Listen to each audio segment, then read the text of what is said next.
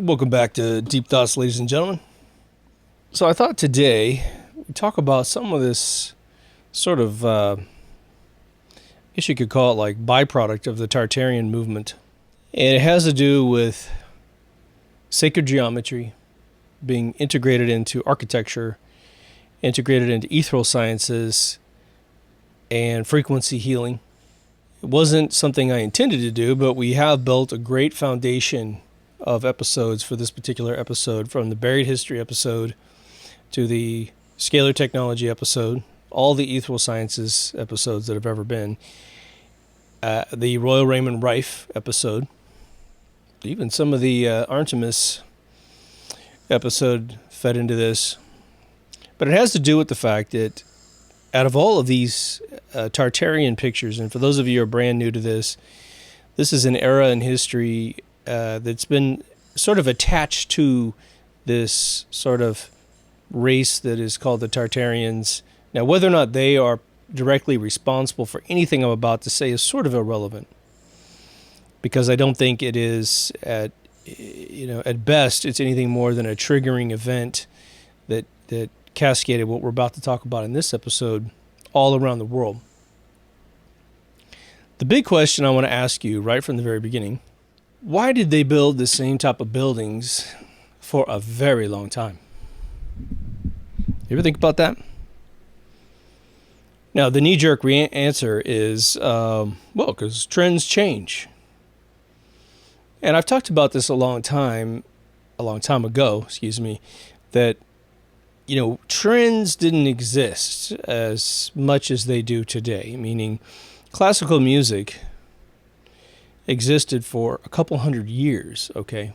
It did evolve, of course, the amount of notes in a song, the chord progressions, the attacks and decays, but there's 100 years difference between Johann Sebastian Bach and Wolfgang Mozart.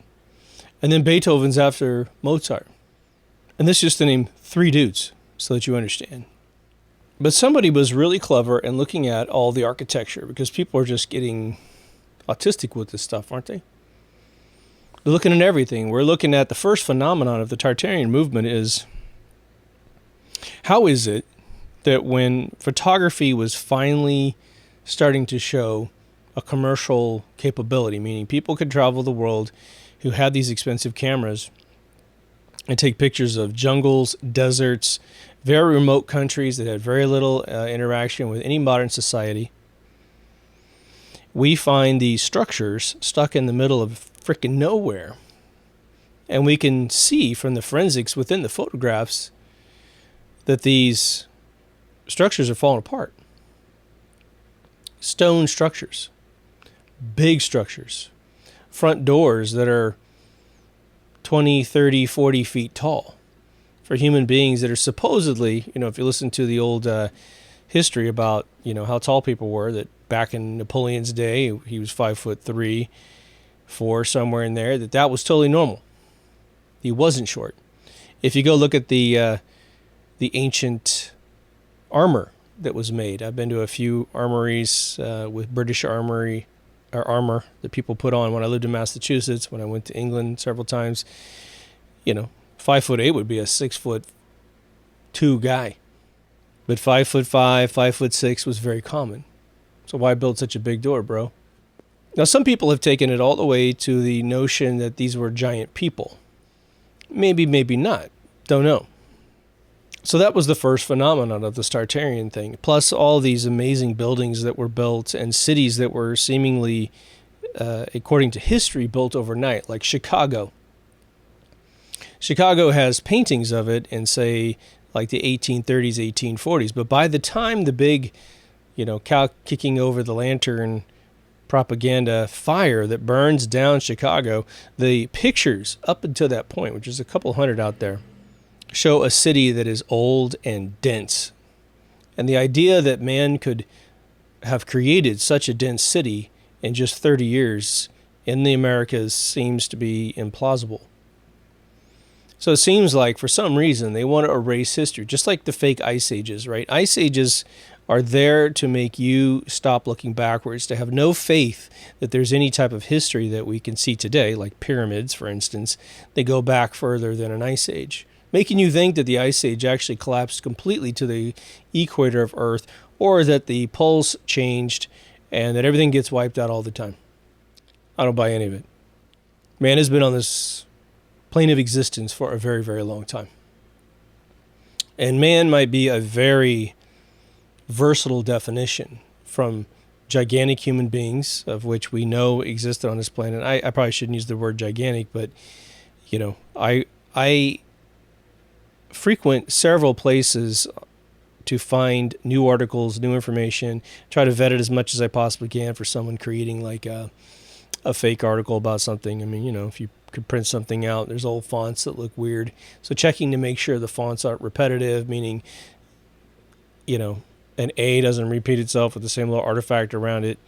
But there are old typewriters and that kind of stuff. But there are old books that write about the fact that they were finding skeletons of man as soon as we got here that were huge. It's not what this episode is going to be about. But it's just to kind of set the tone that it's like, hey, maybe what you think any of us, might be so absolutely inaccurate that anyone who actually knows a lot more than we do, because they actually have the original documentation, like the shysters who milked the gentleman who made the Smithsonian.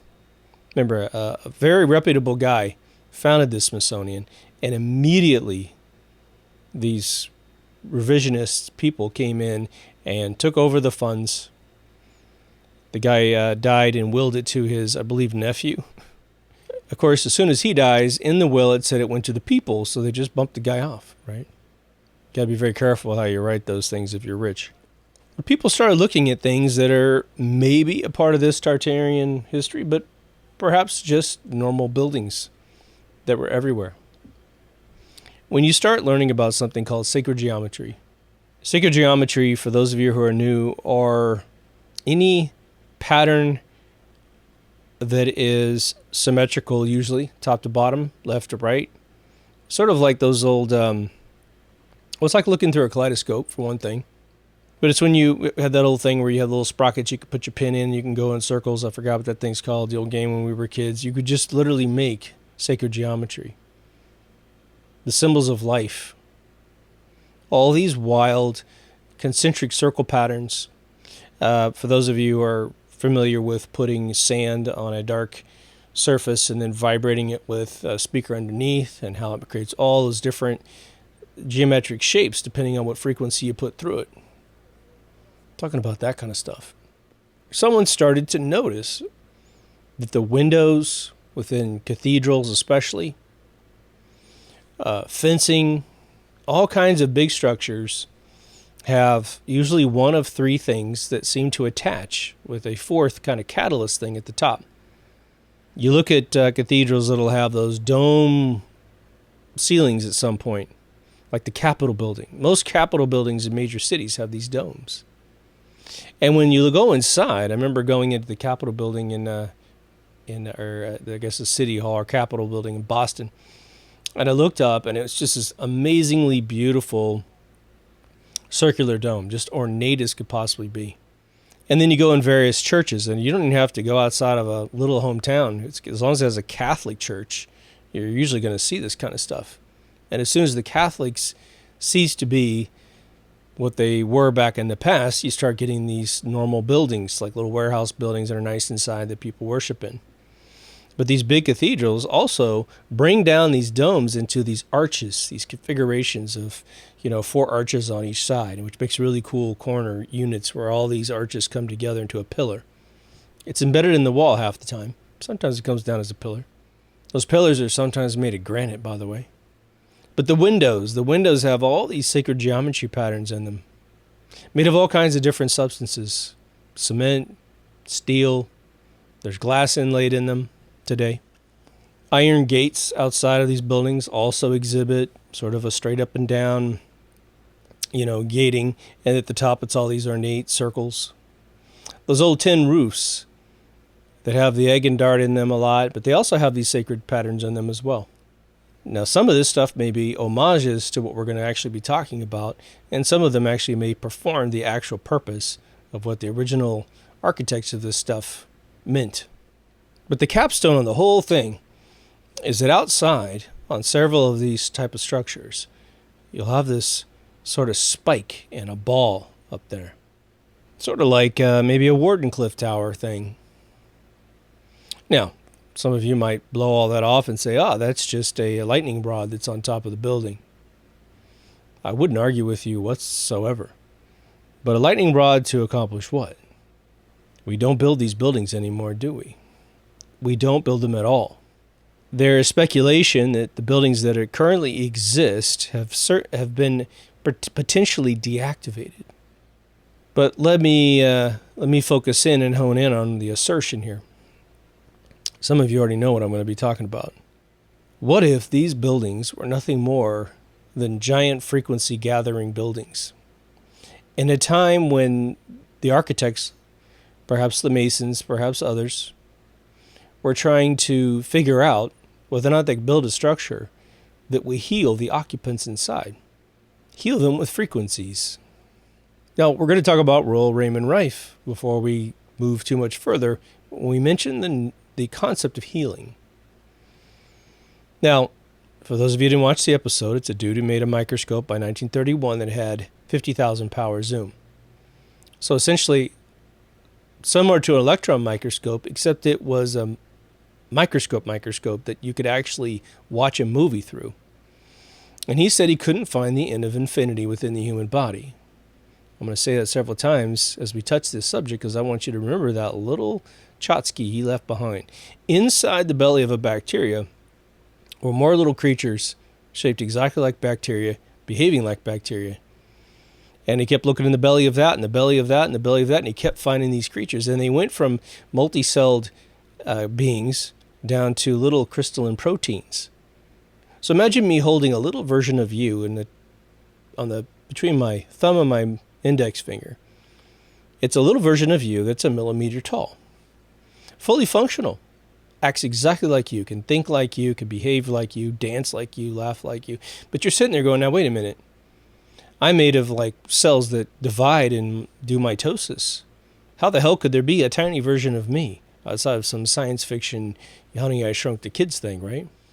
Well, if you start building the same structure out of smaller things like crystalline proteins, you could technically get the same exact thing. It's just going to be made of something different. When we build gigantic robots for those parades in Europe, right? I forgot the place that does it every year. Really creepy ass shit, man. But what do? We build it out of steel, giant robot kind of stuff, and we may veneer it to make it look more human. But in the end, we build it out of something different to mirror what we are. Biology seems to do the same exact thing. Why do I mention that? Well, we're going to talk about healing. And anyone who's doing a little bit of math in their head would go, yeah, but dude, it's just a bunch of like echoing frequencies inside of a structure. It can't be that powerful no matter how you slice it. Maybe if you're inside, when a lightning bolt strikes the thing up above, you get a little jolt in the room, right? Everyone feels a little static cling in their hair, sticks out. I wouldn't argue with you whatsoever. The question is the physics required to actually shatter the little invaders in our bodies. They're not really invaders. They're part of the ecosystem. But these infinitely small things, submicron things. Imagine sub-submicron, right? So just go to the power of 10, keep dividing by 10 all the way down. You may not need a lot of energy to zap something deep within the body that feeds a thing that's the one that Royal Rife absolutely successfully annihilated. So let's use 3 stages of the power of 10. A bacteria is the number one big unit, right? It's the biggest one we're going to talk about. Now go 1/10 that, and you get into the Bacillus typhosus, or BX1 or BX2, that Royal Raymond Rife was zapping with his little machine, bursting its membrane, thus disabling what it is, thus letting the body heal from cancer, polio, anything that the body got sick from. But let's go one step down below that. potentially what the K media was supposed to be, the food that this middle tier is going to be consuming to survive. We go one more step down. So 2 orders of magnitude down from a bacteria. And so now we have stuff that's divided by 10 divided by 10. 1/100th the size of a bacteria. Now maybe the healing that's necessary is much more fundamental. They're killing the very diet that these BX1 and BX2 would consume. Royal came in at the midpoint of our little example here. But perhaps a cathedral in the right configuration, any building, a temple, was more of a hospital than a temple. And so we have to look at the rituals also that were conducted within these rooms. Now, I was raised Catholic. Up until about 8 years old, my father one morning said, I don't think I want to go to church. We've moved away from our hometown, so the churches are weird in the city. And my mom said, okay, that's fine. And I said, hey, I don't want to go either, and she let me stay. And that was the last time I went to church without my own participation, minus maybe something from my grandparents on Christmas or what have you, Easter. But when I was going to these Catholic churches, you know that they behave a lot different than all the other churches out there. They sing in these interesting notes that they seem to hold a note. They sing in this note and it's a da da da da da da, right? Maybe 2 or 3 notes total. And they sing in choirs. They sing in those few notes for every little hymn that they're singing. They don't sing hymns. They sing these sort of ritualistic, sort of Tibetan vibrations. Tibetans figured it out, but they were messing with the inner chamber of their brain to stimulate the pineal gland. That's a little bit different. That's a higher consciousness frequency that they were doing. But perhaps those notes, when you brought your congregation inside this church, maybe even if you built it out of marble, what it's doing is it's refracting all that stuff down to the human body. Maybe reflect. The other day, for instance, this is kind of a funny thing. I ate a salad. And it came in one of those plastic containers where the salad was too big for the plastic container. I mean, it fits, but you couldn't eat it out of that because you got to mix up your dressing. So what do you got to do? You got to go get a bowl that's much bigger, pour all that stuff in there, pour your stuff and mix it up, and then you can eat it, right? And everything has a little bit of the dressing on it. So I ate about 2/3 of it, but it was so huge, I just put the rest in the refrigerator. Didn't think anything of it. I took it out 4 or 5 hours later to finish it off, and I noticed something strange had happened. And when I figured it out, I laughed my ass off. The salad was absolutely the way I left it, except for one attribute. In the very center of the bottom of the bowl, all the lettuce had ice on it. Just a little bit of ice. Can you guys figure out why the center had ice, but the rest of it was fine? Because the shape of the bowl, just like a radar dish, anything that's conical, it reflects to the center point, tangent to the curve, right, man? Or a perpendicular curve, excuse me. So it pushes everything to the center. That's why radar dishes do what they do. And yeah, you can shape them a little oddball, and then you can get them to kind of like an egg, and you can get them to go in a slightly different direction, like most of the dishes on your house, to get cable. But I realized that putting this straight up without any cover over it, all of the cold that fell down from the chilling device was hyper-focusing on the center of the bowl, freezing the lettuce that was in the center. So now I want you to take that principle, turn it upside down, and make it out of the beautiful arches and domes that are in these buildings. Politicians and the congregation of a church. Now today we don't think they care about us that much. Back in the day they were trying to spread their seed. Back in the day and today they try to protect themselves physically. So of course, wouldn't you want to be in a building that is literally designed to harvest perhaps the ethereal winds out of the universe? Perhaps just the tone of a conversation bouncing up and coming back down upon you kills that very tiny K-medium food supply for the B1 and BX algorithms or crystalline creatures that feed the cancer. They nibble at all of our bodily cells. So I want to get into these areas I noted. The dome, the arches, the windows that seem to be these sacred geometry patterns, and of course the capstone circular object on the top that seems to be sort of the catalyst. It may take lightning, but it may just be harvesting a little bit of ether to then come down and gets hyper-focused on the occupants of the building.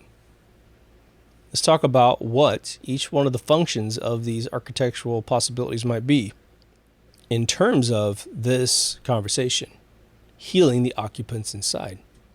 Well, let's start from the very, very top. The little doodad on the top of the building. And there are all kinds of different shapes. If you look at mosques, for instance, sometimes those circular spheres that are in a spike at the top are actually fairly large, proportional to the tower that's coming down. But sometimes they're maybe the size of a basketball. I mean, I know it looks a lot smaller, but they're way up there in the air, and so when you get up to them, they're a lot bigger than you think. Well, that might just be a touch point, a shape of something that immediately vectors down whatever it's catching up there. But let's talk about the domes, the next stage down of this ecosystem. Now, you might just go, oh, well, the dome is just a dome is a dome, whatever. Let's just talk about dome shapes. But if you've been in any of these buildings and looked up at the domes, just look them up. These domes are so elaborately designed, it seems as if the first layer of experimentation for this theory is in the dome itself. Way beyond any concept of ornamentation, simply to make it look beautiful. There is M.C. Escher patterns of all kinds of things, from hexagonal boxes, square boxes, octagonal boxes. Sometimes the symbol of life is right there in the ceiling, just underneath that little post that's up there on the top outside. These domes have infinite models, respectively. It's almost like all of them are a little bit different. Maybe it has a different effect. Maybe different evolutions of the technology just kept growing and growing.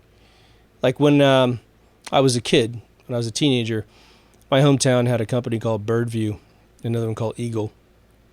They were satellite dish companies for your home, but they're the big kind, the big, 4 or 5 foot dish. And boy, if you have one of those, Eagle was black with mesh, and the other one was white, just really pretty looking. And when they started manufacturing these things in the millions in my hometown, I mean, literally, the dudes who invented it were in my hometown. It started making me think about the physics of what I was looking at. As I was leaving in 1987, they said, oh yeah, they're coming out with this new one that's a shape about the size of a large dish that you might eat off of. And I thought to myself, how the hell could you possibly do that? You need more surface space, and what are you talking about, like an oval kind of dish? I didn't figure it out until I saw one, and I did the math in my brain. I was like, oh, that's super simple. And that's what all the Dish Network things look like in America. So now imagine that the domes, based on when they were made, perhaps based on their purpose, I'm thinking it's probably all healing. Healing in potentially 2 spectrums. You're sick and you're being healed, or you're not sick and I'm keeping you very healthy. But you know how technology works. If it started way back in, say, the Egyptian time frame, or right after that, right? I mean, we can kind of see some evolution of architectural specificity between the Egyptians, the Greeks, and the Romans. We didn't start seeing domes for a little while there. But again, all the years that these structures are claimed to have been built, maybe all those are wrong. It doesn't really matter. We can see the evolution. You have a real simple dome first, and then as they realize, oh my gosh, we took this, someone figured out this flower shape thing, the circular concentric circle thing. They put that in the ceiling, they put it in a wall, and man, when you do the divining rod thing, oh my gosh, they're just swinging all over the place. All kinds of great energy being harnessed. We're going to get into the physics of it, at least in a light manner, before we're over. But let's just keep going with the domes. For the domes that have the symbols of life directly above, I think that is a much different, more direct method of harnessing the energy that's going to come through that shape and splash onto the occupants down below. But again, anything that has an overall dome is going to vector all that stuff directly down to a center point. Maybe not exactly where the occupants are sitting. It may be a lot higher over your head because it should go to the center of the curve. But perhaps that's all you need to do is get it stimulated in the room, because all the other shapes are going to push in other vectors of energy, all guiding it down to the occupants in pews, the Senate in a Roman building. As far as the shapes that I've seen several times that are embedded into the walls of these domes, as soon as we get to how these things might actually be working, your mind's going to blow up. I think you're going to see a lot of opportunities for how this energy is moved around. The arches, the next thing down from the dome. Now, obviously, arches are a structurally amazing thing. The strength of pi is tremendous. It's even more powerful than, I think, a rectangle, or than a triangle, excuse me. Triangles are amazingly powerful structures. But it's this idea of, here comes some weight, and the whole thing is evenly distributed down to the pillars. No matter how much stuff you put on top, it's coming down to the pillars. It vectors all that force, and it has to do with the way that ether creates mass. Because on the ethereal level, all mass is water. It's all moving constantly. Nothing holds still in the universe. Nothing. Okay? We'll put a pin in that for a split second. In my just observations over the last several months, it would appear to me that the arches are more of a conduit, a method of actually moving the energy within the room. Now, there's probably a foundational thing here as well that I have completely overlooked at this point. We'll get to that in a second. The other one are the windows. The windows that happen to be usually a piece or surrounded by an arch as well. Now, when you look at the windows that are shaped like these flower shapes, okay, and there's all kinds of elaborate nature to them. Again, a lot of them are carved out of a marble. Some of them are out of like sort of a sandstony kind of thing. But apparently some of them have been made out of metal. As Tesla noted, and as we do think that the accurate reinterpretation of the pyramids being power supplies have suggested, the ether, which is definitely splashing down from above, also will be going in an orbit around any type of object that exists. It's your magnetic field, basically. So there should be, if you have a wall perpendicular to the ground, there should be ether definitely on a different vector coming through the windows, just like wind. And it should almost be perfectly parallel to the surface of the earth as it comes through the door. Now we know because we get pushed down that ether is actually pushing on us from above. Start mixing those two together. Hopefully some of you have been paying attention to the scalar technology episode, realize, oh my gosh, one looks like the magnetic wave and the other one looks like the dielectric wave. And as soon as they splash into each other, maybe they're creating electromagnetism right there in the room. And because this structure is so policing the methods, just like kind of Play-Doh going through one of those little molds, right? Those little cutouts. Well, here comes the ether. Here comes magnetism. Here comes dielectric energy. And you're sitting inside the room, getting all energized, getting fixed from potentially every conceivable vector of energy coming into this room. From the dome itself, harvesting it down to you, to the side winds of what you're made out of. The arches could simply be a method of organizing sort of the pathways of how this energy would move around. And again, the voice creating a sound wave, which is a very scalar pulse, you could say, is going to start, moving around the room and coming down on you. The other thing that you might spiritually feel is this amazing kind of oneness with the universe when you're inside of these rituals, which then could be usurped and attached to a story to give the story more credit. But if you just talked about life and what have you, good wisdom of the world, you might feel exactly the same way. And just feel like, I don't know why, but when I go in that room with other people, you think it's other people like you, well, at least they're not causing a riot inside, but you sit down, you meditate, and there's someone with a voice, and then here comes the choir singing, from a couple little choir boys to a whole chorus singing. You start to feel amazing. Now, I don't know if a normal song, a normal hymn, would have the same effect, because that's sort of chaotic. You got a lot of people that can't sing in tune. I think it's interesting that when we hear people sing out of tune, it sort of has this ill effect on us, right? We're like, ugh, God, is that a friend's birthday party? When I was a kid, everybody could sing happy birthday in tune. And now nobody can sing in tune. It's like everyone's tone deaf. I don't know where these karaoke people come from that can hold a note and sing like Adele, because they never come to any of the birthday parties I've ever been to. And they create these tone deaf birthday songs at restaurants now because all the help can't be reliably accountable for singing in tune. It's strange, right?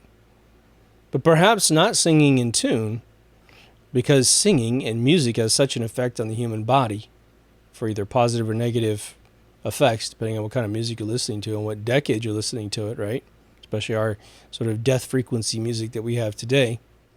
We feel it, but only subconsciously. And because all of the stuff we're talking about in this episode is just absolutely not in the average lexicon of the brain. We're just feeling everything and we're not thinking anything through. Now, the foundation of a building is obviously a very important component to the whole thing. There's different ways of interpreting these foundations, and most of us, me being definitely one of them, we don't exactly know what are in the foundations of most of these cathedrals. We know that some of these places probably have secret little Indiana Jones chambers underneath for God knows what purpose. Could have started out okay, could have started off bad, don't know. We know that the plateaus of Egypt that hold up the Giza Plateau has an electrical honeycomb catacombs of water in it to store the energy. Okay.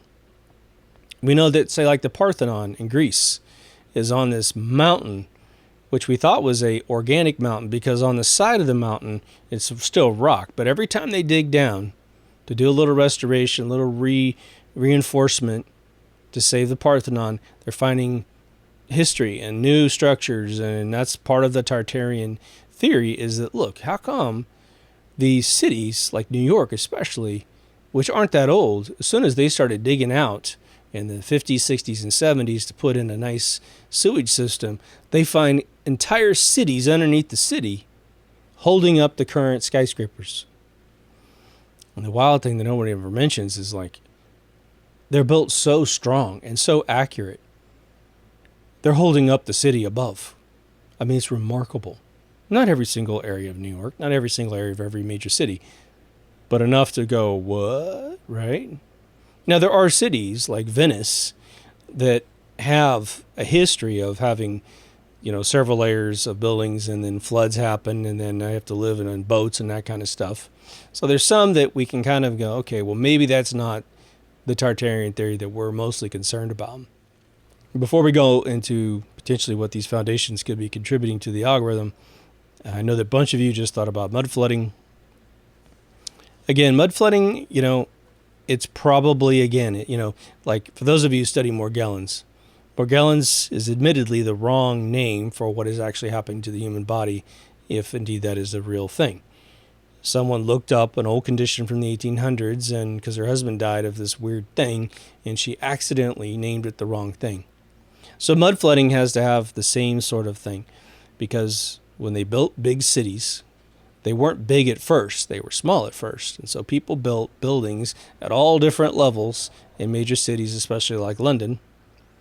And in the 1850s, it's well documented in the printed newspapers and history books that there was a point where they said, okay, we've got to level this city out, because the new area is all level, but all this extraneous areas that went first hundreds and hundreds of years ago are all at cockeyed levels. And so because we want to build roads where horse and carriage can go, and then eventually trains and a bunch of other transportation, we're going to have to level this out. We just have to. And they told all the occupants that owned all these homes, from citizens that live there to business owners that work there, You are responsible for raising the earth around your building. So when we come by with the street at this exact level, talk to your surveyor. You've been given notice. If you don't raise it up, we'll raise it up for you, and we're going to charge you for raising it. So take care of business. And a lot of homes lost their first floors. Some of them lost more than the first floor, depending on where they were. For those of you who are familiar with the levee break in Louisiana, where the levee broke, that area where all those people lived was 30 plus feet below sea level. And because they didn't raise it, just like England did in the 1850s, it flooded horribly as soon as that levee was blown up by a helicopter. Okay? So not all mud flooding is what you think it is. The other one is mining towns in the United States had a ton of mud flooding because they built in desert areas where there's no forests to root and protect the mud that's higher than the town from running off down into the town, a natural process that they never noticed until they built a building there, like a hotel or something. And of course, it's running down every time it rains, just a little bit, to the point where you lose the first story entrance of the back of the building, whereas the front, which is not being hit by it, you could still walk in the door. But eventually it did surround the building, raise up, and they had to make the first floor a basement and make the second story the entrance to these buildings. So don't get caught up with those two scenarios, because those are two well-documented things. Again, they're trying to sucker punch a lot of us with these bad theories, but there may be some other examples where, again, there's credibility. So you need to move it out. Like chemtrail planes constantly get photographs of the test planes they do with the water tanks where all of the seats are.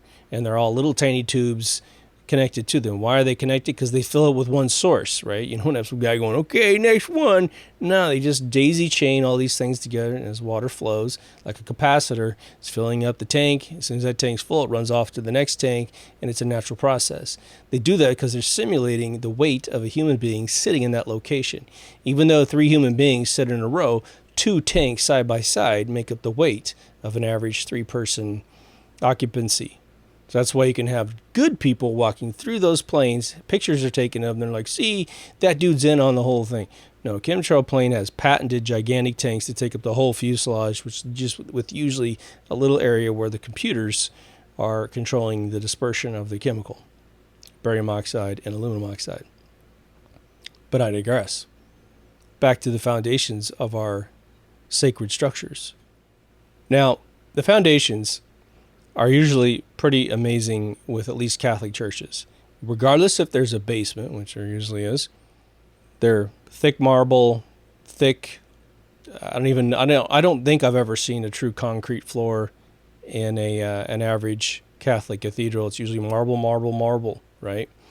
Remember when I told you about the analysis of the Great Pyramids? It's made of 3 stones, 2 different limestones, and then red granite. The outer limestone is non-conductive. The inner limestone, which is all we see today, besides that little capstone area on the Great Pyramid, it's made of very conductive limestone, meaning it can gather up electricity. But the corridors were made of red granite, something the geologists refer to in electrical matter as liquid rock.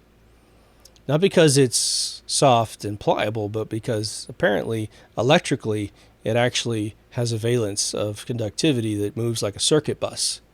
So if you want to route electricity that you're gathering from this limestone, 2.3 to 2.5 million rocks of this stuff, you want to route it down to your catacomb underneath inside your foundation.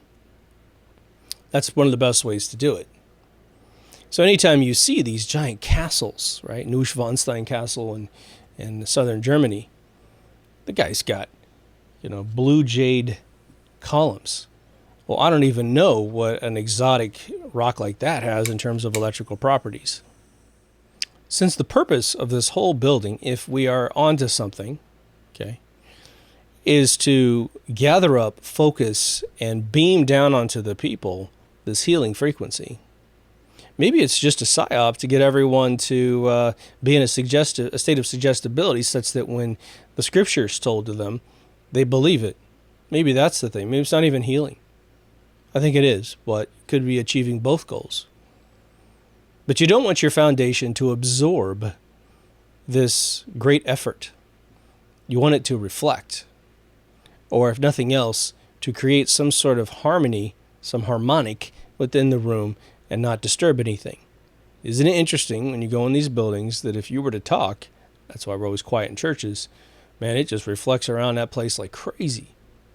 Just like being in some planetarium. I don't know if you guys know this, but if you ever go to a dome planetarium, there's an interesting experiment you can do. And most of you have been to a planetarium have experienced this. You sit down with your family member, but especially if you're close to one of the edges, and you can hear someone talking on the other side of the planetarium, as long as they're in line with you, they could be whispering to their family member, and you could hear it as if they're whispering in your ear, because that sound wave is scalar, and it goes boom right across the dome straight into your ear.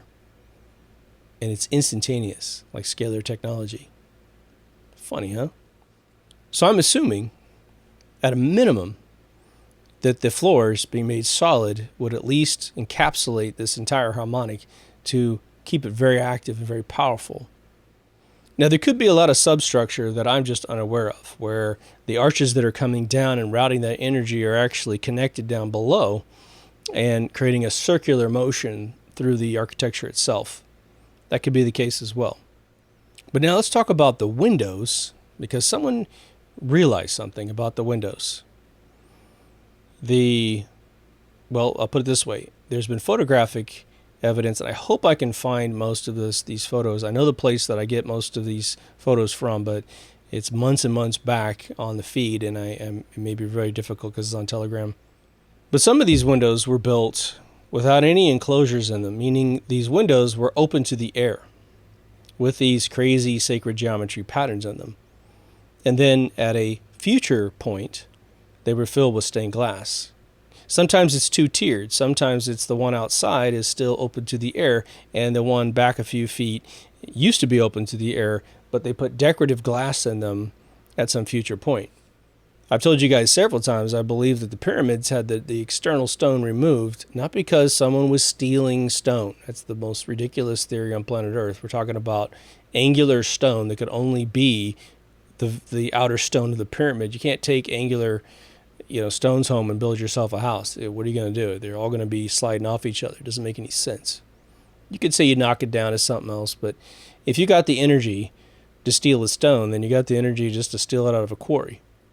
If the pyramids, the bent pyramids, and all the other pyramids in South Egypt, which there are hundreds of, some of them exploded, have to do with this plasma explosion, in which we have plenty of evidence. Again, there's a wave of explosion in southern Egypt, northern Africa, which knocked down a bunch of statues, boiled quartz, which is 2,000 degrees Celsius, as I always say. There's evidence that this siphoning of power out of the bowels of the earth using a pyramid on top may have gotten out of hand. And so they turn off all those pyramids in Giza because it's like, oh gosh, this is like the capital where all the rich pharaohs live. Let's get this thing deactivated because a bunch of people just died south of here. So if you have all these buildings that we no longer build anymore, I mean, tell me if you know, other than the place in Madrid, right? The Gaudi Church, which, oh my God, talk about a satanic thing that thing is. If you have all these cathedrals out there, but now all of a sudden those that were for the people are now against the people, just saying, maybe. You put all the stained glass in the holes. Hence, perhaps, maybe, knocking down its overall force. Maybe just knocking it down enough that it's not really doing what it used to do. And of course, I understand that elements get into the buildings through these openings and what have you. But let's talk about how this might actually be doing what it's doing through the movement of what is the entire universe, this ethereal wind that's out there. I did a episode, 6 years ago. I think the episode's called the Physics of Symbology, something like that. But it had to do with the fact that all these people who tattoo all this satanic crap all over their body, and they wear satanic stuff all the time, necklaces and all kinds of pentagrams and stuff. The basis of that was that as energy moves through these shapes, just like those ice crystals that the Japanese guy froze while a group of people were thinking a certain thought at the ice crystal, and love was the most beautiful ice crystal you'd ever seen, and hate turned into this horrific, demonic, black, weird stuff. Those frequencies are very important. But don't tell me you haven't been in a situation where everything went really sour and you didn't feel it in the air. Prison inmates talk about anywhere they are in prison. They said you can feel the air when something bad's about to happen because everybody in the room is having all of their adrenaline hit their body and they are turning it into Satan's game. And they're about to throw down and shank each other and fight and all this other stuff. And the smart people, they can feel that because they're enlightened and they get the hell out of the room in 2 seconds.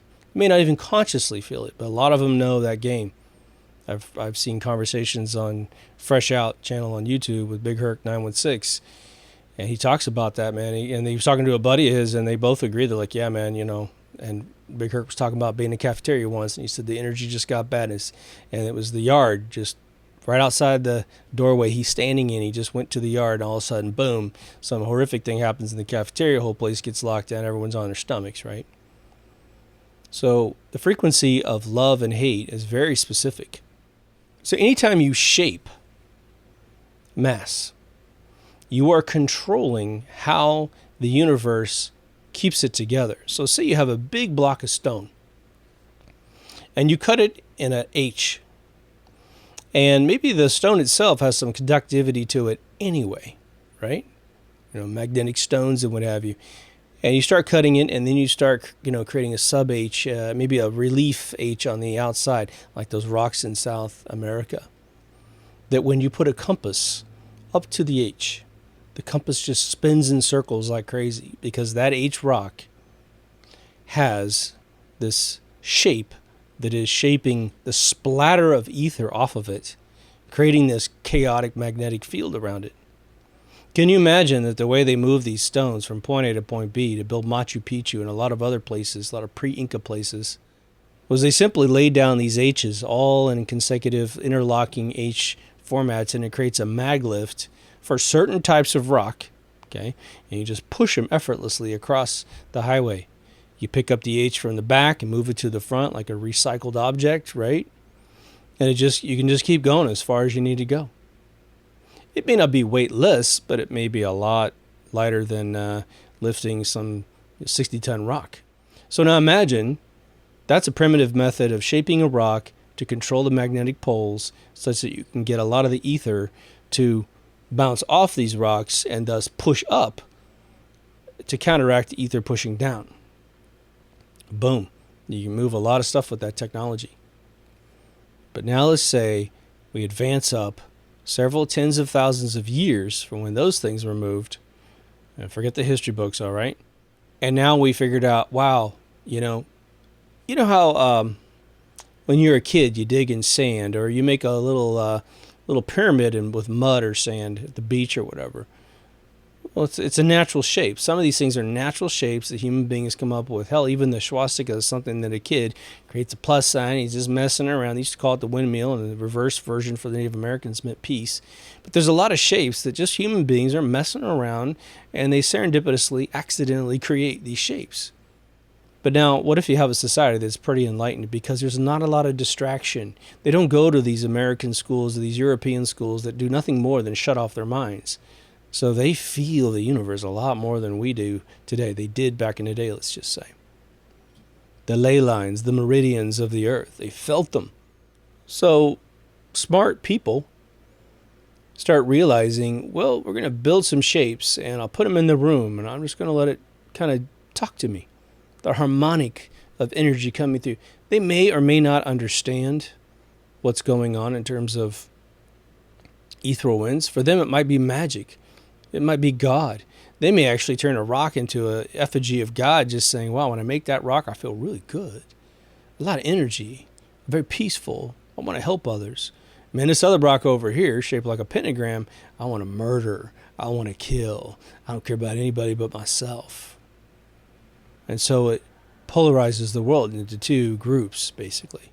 Well, once you crack open that theory to the inventing minds of the past, which because of the Tartarian Gilded Age especially, we can see unbelievable architecture from the past. I mean, mind-blowing. Pyramids being very amazing because they're gigantic, and if their power stations truly phenomenal. But some of the Gilded Era, mansions built in New York. Was it the guy that built the $200 million mansion in New York, and he only lived in it for like 14 years, I think, and maybe even like 9 years. Then he sells it off to some guy who builds a department store in the same spot when there was plenty of land in the area. Plenty of land in the area to build his department store, where he wouldn't have had to have paid tens of millions of dollars to knock a building down and build another building. These buildings were ceremoniously destroyed because I think they had way too much technology being revealed, and the people that wanted them are long gone, so who cares? Or they don't even care. I'm not going back to New York. New York's really a pain in the ass to live in. Maybe they thought that. I'm not sure. Those of you who study sacred geometry, you know that there's a lot of different shapes, just like crystals, that have different properties, different effects, supposedly, on anyone who's around those shapes. Crystals, which you're raised to think that crystals are bullshit. You are. Those are hippie things. Oh, yeah, what's this little thing on your chest going to do for your whole body? Well, if you wear it on your chest, well, one, you got it right on your heart, and it's a central point where blood is basically routed through the heart that pumps out to every extremity in your body. So maybe if you had a healing agent right on your chest that's taking maybe light from the outside, and a crystal only exudes a certain frequency. That's the piezo effect, right? You can take chaotic static and put it on a crystal, and it's going to unify it because it has to. The crystals are stacked up a certain way. And again, through experimentation and an older culture that could listen, or maybe even a modern culture that could study the actual healing properties of a crystal, they know. They know what it can do. So they build buildings out of this stuff. They build palaces out of this stuff, castles out of this stuff. Yeah, of course, there are castles that are more fortressy things. But haven't you ever seen the star formation fortresses that were built all throughout history, all over the world? And they tell us today, okay, that these star-shaped fortresses were built for strategic reasons. And I've even seen documentaries on the History Channel 20 years ago that talked about, okay, when you build this building out of a bunch of star-fitting things, no one could quite get the advantage on the building. And then historians who know about, old weapons are like, bullshit. You know how they took over a fortress most of the time? They just lined up a bunch of cannons and blasted at a particular wall. And once you lose one wall, you lose the whole place. But they also used to fire cannonballs and all kinds of other objects through trebuchets and catapults and all kinds of stuff into the center of the city just to kill off the population, to knock down the infrastructure inside. There was really no place to hide the king except in the ground, some dugout. Because if you built a big, giant tower in the center, they're going to hit it. They're going to hit it just because. Trebuchets, which, I did hear one person tell me that they thought trebuchets were a modern invention that has been simply injected into the past. For everything else that we've seen that was ingenious in the recent past that has been pushed around in history in terms of the year it existed, it almost seems as if the trebuchet would be a very trivial weapon based on the intellect of the individual. But of course, people have to want to fight wars to create these machines, right? But these star fortresses, which have all kinds of elaborate designs, but the most basic design, it's very prominent all around the world, is a square. Okay, not a rectangle, usually a square, even if the coastline knocks off one part of the square. But at the very corners, they seem to have this little diamond sort of capstone-y pyramid-looking thing that then comes back to the walls. So you have a pyramid, and then the lower levels connect to one of the walls. People are now looking at these differently. They're saying, okay, well, what stones comprise these fortresses? And are they conductive with electricity? Doesn't have to be, because anything that's mass is going to direct the flow of the natural energy in the universe. So potentially, as has been suggested recently through the Tartarian movement, which is just a great little movement, right? These fortresses might have been designed to heal the occupants inside on a city level. We know that cities are built with interesting architecture from above. Here's what's interesting. So the capital of the United States of America is Washington, D.C. Its own little sovereign corporation, right? And we didn't notice this until we had, basically inexhaustible access to the streets from above. I mean, you could have bought a map when you're, say, in the early 90s or before like Google Maps comes out. But now we can just look down and we see all kinds of crazy shit, don't we? Tons of pentagrams in the streets, owls. The Capitol building's in the belly of an owl, standing on a pyramid. One side of the pyramid is streets, and then it turns into a railroad track. The other one's a street. Tons of stuff. Paris, the Arc de Triomphe, is in this giant illuminated sun. But the Arc, this amazing object, has been built all around the world. There's a bunch of those things everywhere. Now, there's a symbology to them, of course. They're basically saying, we are the Club of Rome, and we own this place. Or, excuse me, the Club of 300, right? Club of Rome is in Russia, I believe. The bankers of the world wanted to stamp the United States of America with the Statue of Liberty, but they were smart and pushed it into the Jersey Bay, locking it out of land ownership and putting it in its own maritime law. And then, of course, everybody goes to Ellis Island and comes to America. The obelisk, another big object. What looks like the obelisk would be actually a very interesting device to gather up ethereal winds and route it straight down. The pyramid on top would be the ultimate vector of how this would actually get sucked into the earth, because just as lightning wants to go down to the earth to go back home to the plasma core inside the earth, an obelisk itself made of conductive limestone, maybe even two limestones, one conductive, one non-conductive, could be routing it down to something we don't even pay attention down in the foundation anymore. In modern times, it's just a stamp on the ground. That's all it is. Washington Monument was a Mason stamp. It's two factions fighting over the possession of the earth. But imagine that. You are a church in western regions of the earth. It is the most powerful church for a few thousand years. People go in and they have these experiences for real.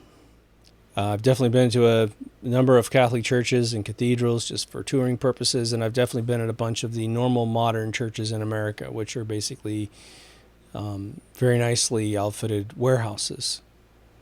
You can have an experience mentally in both of those, but I tell you what, you walk into an old cathedral and there's just something that starts happening to you the moment you walk in the room. You can even be an atheist and walk into some of these buildings and just start going, oh my gosh. You start having this sort of out-of-this-world experience. It might be due to the structure of the building itself. So I want you to recap there for a split second. Think about the universe basically being a giant ocean of very, very thin water, okay? And it's flowing through everything. Unlike, say, let's say we take one of those windows. It's in a box of marble, and we take it to the ocean itself, right? And the ocean's going in and out of those openings, right? Well, one, we know microscopically in our brain, we can't see exactly where the water is unless we put a dye there to see it kind of flow through those holes. That the holes are actually constraining the way that, the water Play-Doh goes through this little aperture, right? Most of us had Play-Doh when we were little kids. Put some in, make a star, make a circle, make whatever, right?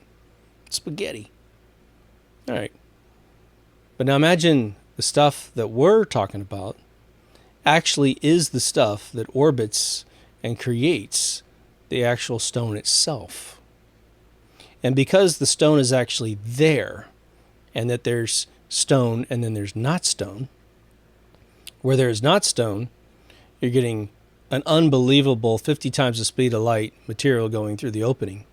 And where there is stone, based on what kind of stone it is, you might want to, if you know those kind of things, reanalyze the entire thing based on what these windows are actually made of. Is it iron? Is it marble? What kind of marble is it, right? Is it granite?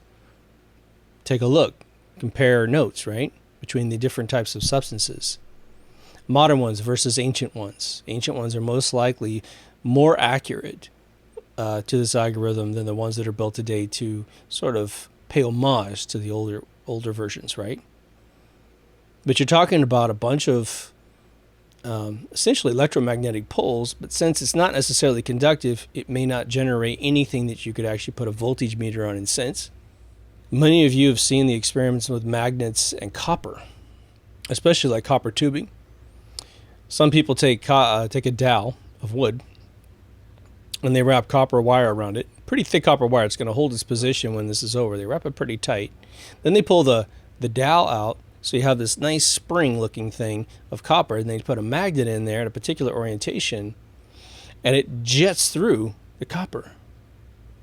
Okay. Well, that's an example at a very macro level, so you can see how these poles work together. It's all ether, man. And so you take a little bit and you build it into a giant structure, and then you attach it together algorithmically with a little thing on top of the dome, an arch, and the windows. There's probably a lot more to this if I could actually just go visit Notre Dame and before I visited this episode. But it all could be very algorithmic. We know that a lot of cathedrals are built into overall floor patterns, right? A lot of them are built in plus signs that are out there where they got enough real estate to do it. Minimum, they're built in sort of like these straight box lines, right? Where the ribs of these arches and these windows are cascading like the rib cage of a human being with perhaps a dome at one end. Okay? They may have figured out the domes aren't even that required because potentially just the arch itself, like the Arc de Triomphe, like the Notre Dame, maybe that's all you need. But you remember that big, was it made of lead or iron or something, that the big spear that was at the top that melted when it caught on fire? Getting rid of what looked like the thing that was the catalyst to the entire building, disabling it, perhaps ending an era. I mean, we know at least one first lady that was on a boat drinking a glass of wine because she was told this whole thing was going to happen. She went to Paris so she could be on a boat to watch that thing burn, and we caught her because the glass had the Notre Dame burning in it, and she was definitely there because the press was covering it. Let's toast to this end of an era, I Pet Goat 2.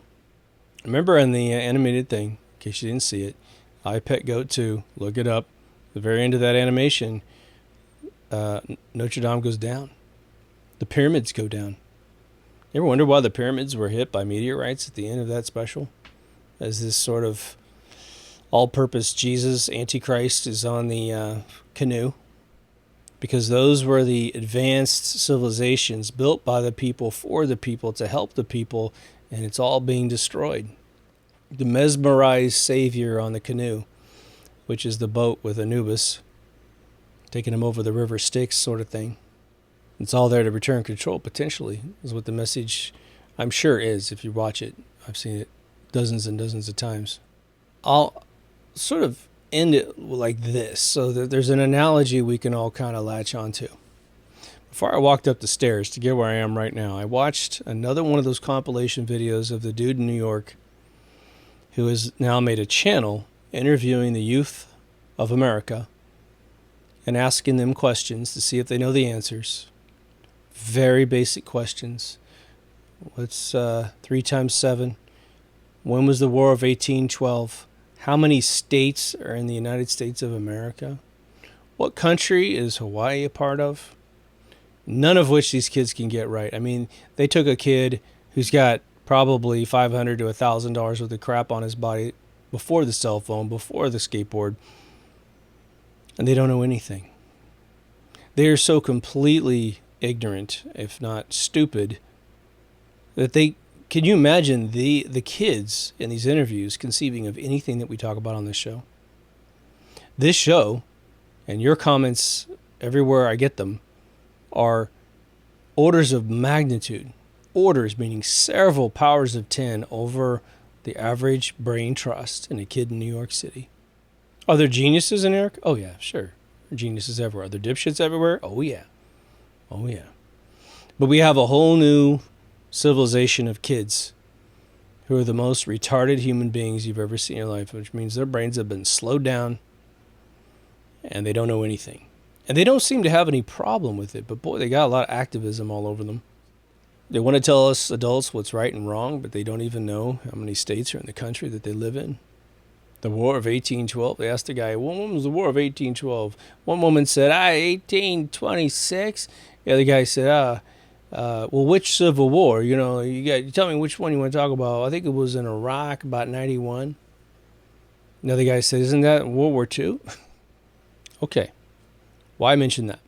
Well, the place where maybe we become them, and today us, okay, the ones that are over these kids that don't know anything, were the people that made all this sacred geometry, that made these pyramids. People like Tesla.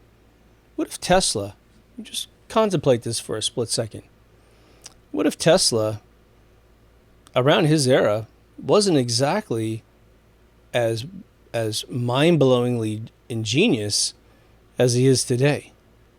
I think he was. But maybe take him back a couple hundred years when they're building these giant structures in South America that we find that look like they're straight out of Rome, like a cut and paste building from Rome that's decaying by the early 1800s when these things are being photographed. With giant 40-foot doors that you could just push open with a single finger. The amount of knowledge that we have both discovered, developed, innovated, and then lost, or AKA had taken away from us, is unbelievable. Isn't it interesting when you watch an old Western? Fictional Western, of course, right?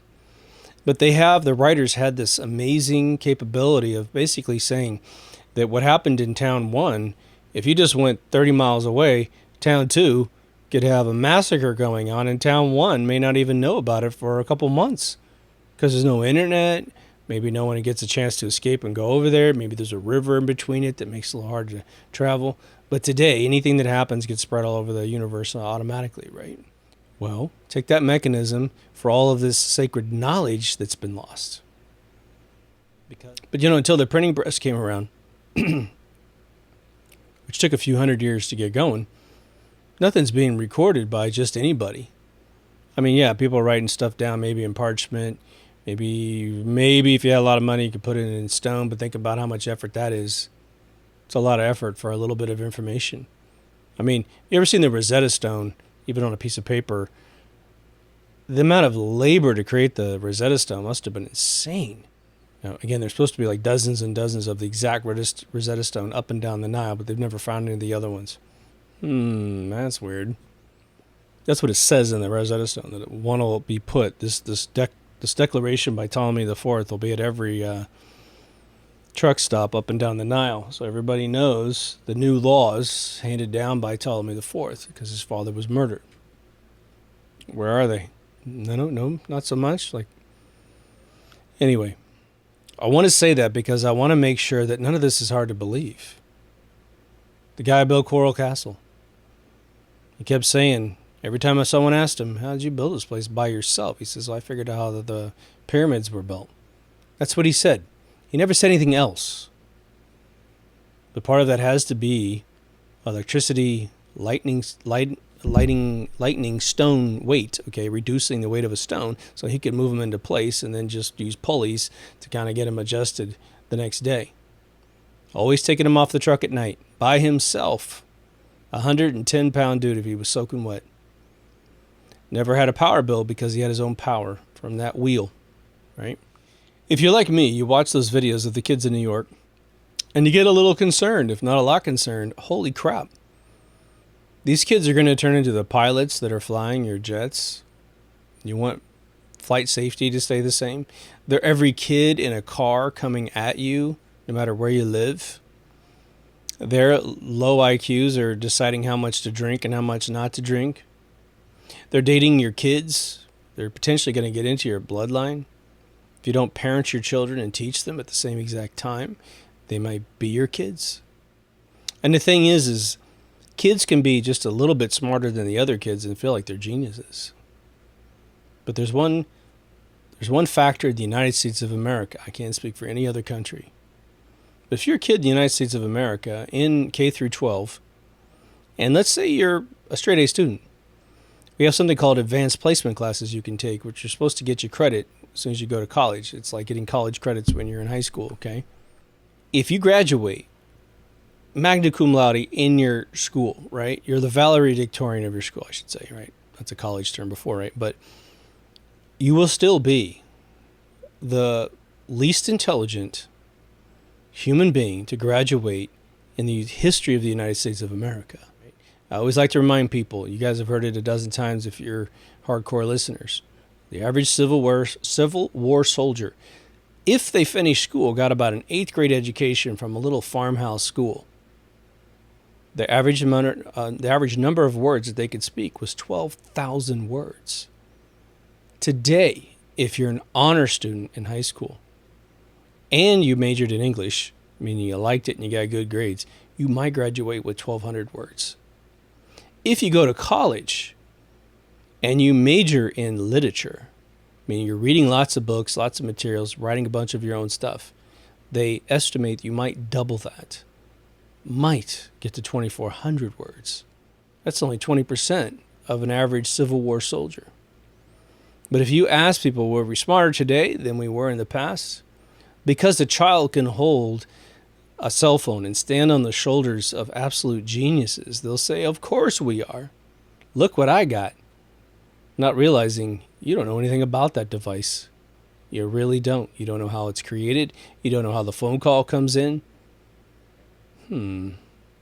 So the reason why you want to get people interested in the topics that we talk about and the other things that you study that I don't even talk about, because if we don't start trickling this stuff down, it doesn't matter if anyone takes over the world and gets rid of all the bad people, we're going to have a slice, a layer in the layer cake of society, a whole generation, if not multiple generations. They're going to be a burden on society. And, some of them will pull out of it. They'll find some love in something that we're talking about, and they'll study, and they'll realize how much they don't know, and they'll get excited about education. But a whole bunch of them won't. And imagine, if you're like me, doesn't matter how old you are, you research a bunch of this stuff, and you may not know all the answers, but you know a bunch of lies, right? And you do all this due diligence, and you do it for 10, 20, 30 years, depending on how old you are. And then at the end of the game, if we don't take back this planet, okay, you will be in trouble with the community at large, punishable by social credit systems, of course, if you don't regurgitate basically the negation of everything that you learned. You will have proven to yourself that some of these things are true. But if you mention them in public, you're a heretic. It's like Burgess Meredith in The Twilight Zone, the obsolete man. I just want to digress for 1 second because this is kind of on target. I was talking to a friend of mine about science fiction content. And I'm naming, because she didn't watch much science fiction, hadn't even seen Star Wars, right? So, but she owns some Star Wars shoes. And I said, what do you mean you own Star Wars shoes? We don't even know. I never saw the movie. My parents didn't allow us to watch that kind of stuff. It's about my age. So, well, you should go watch it. It's a free country. You're a grown woman. Go see it. Trust me, it ain't the most popular science fiction movie in history because it sucks. Okay? And you're my generation, so you remember the 70s and the 80s. I mean, seriously. She's like a month older than me. So I said, I'm naming a bunch of movies. And I said, because she's like, well, tell me the best ones I can see in order of how you want me to see them. So I was like, blah, blah, blah, put a bunch in there. So then I realized, oh my gosh, just go watch Twilight Zone. Thankfully, she'd seen a lot of Twilight Zones, but she had to sneak it when she was a kid. But Rod Serling, from start to finish, from 1959 to 1965, and on Paramount Plus, you will see the most unbelievably remastered episodes of this. Used to have a lot of syncing issues when I used to put it through my TV, but maybe it's just my crappy TV. A buddy of mine ripped them online. Those episodes will accentuate and reignite in you, if anything has ever gone dormant in you, the very fabric of the value system that is most important to mankind.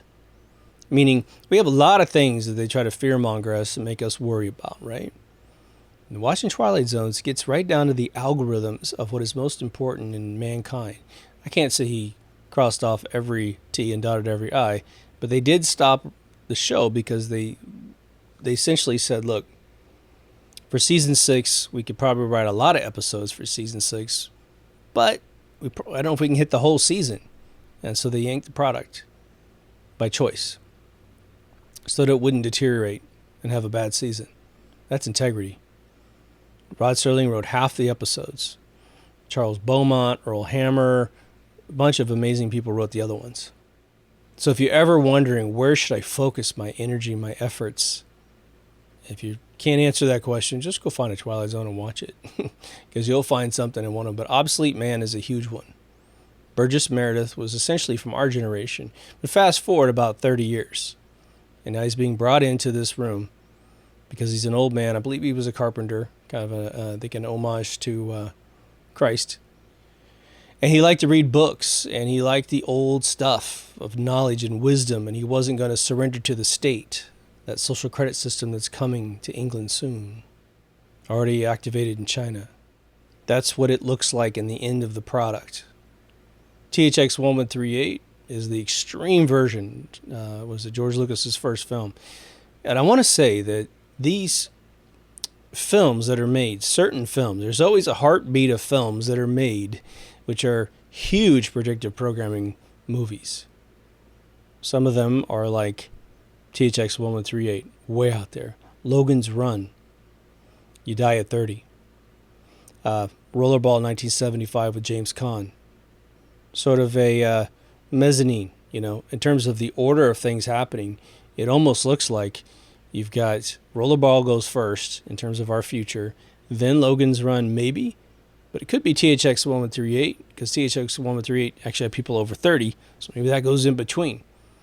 But once they control society and simply say you hit 30, you're useless. Your little jewel in your palm starts blinking red. These films are out there so they could test the algorithm of what's going on. And it all roots back to this lost history.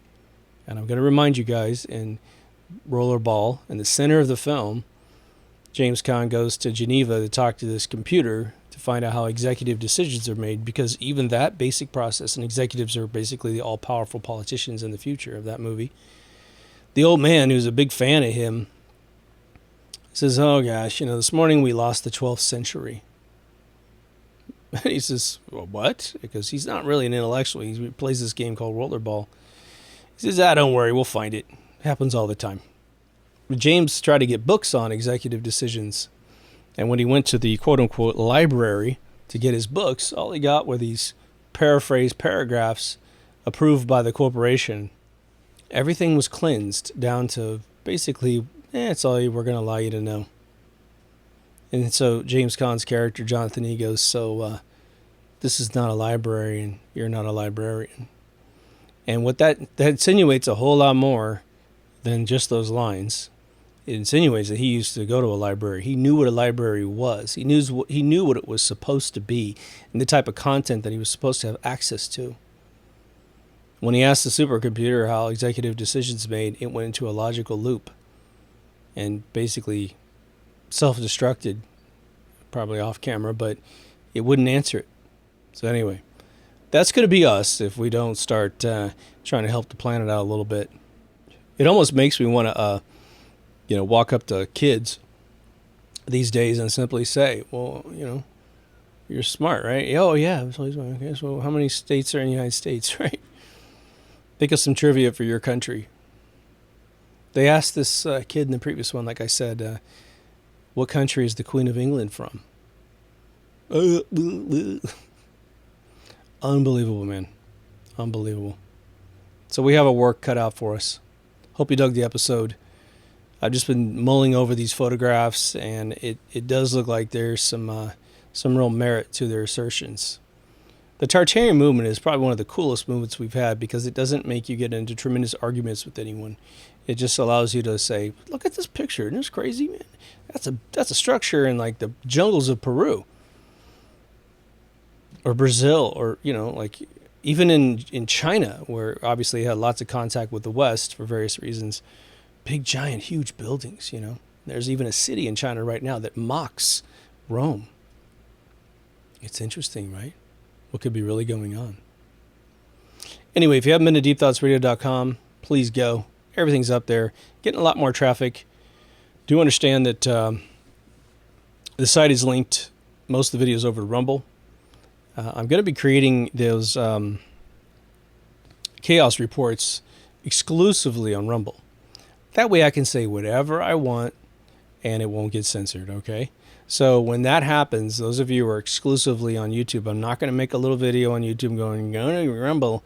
You're going to want to get on one of our sites. There's a lot of social media sites, minds.com, gab.com, Getter, True Social, and I'll be announcing them there, but they're going to be exclusively Rumble products. If you have a Facebook and you don't mind that whole apparatus, it'll be on there as well. But the website's going to also have it, so you may want to just put it in your bookmarks, check on it once a week to see if there's a video up there that you haven't seen. But I'm just going to leave the bumper real short. Just know we have a store with a bunch of shirts. Thank you for those of you who are yanking those down. I finally saw the yoga pants, and they're super cool. Those of you who come through PayPal or Patreon, thank you so much. Again, you get the early release of the episodes. You get my old show, MK Ultra Radio, and a few other like insider chats between you and I. So go get you some. Anyway, take care of yourself and someone else, and I'll see you in the next Deep Thoughts.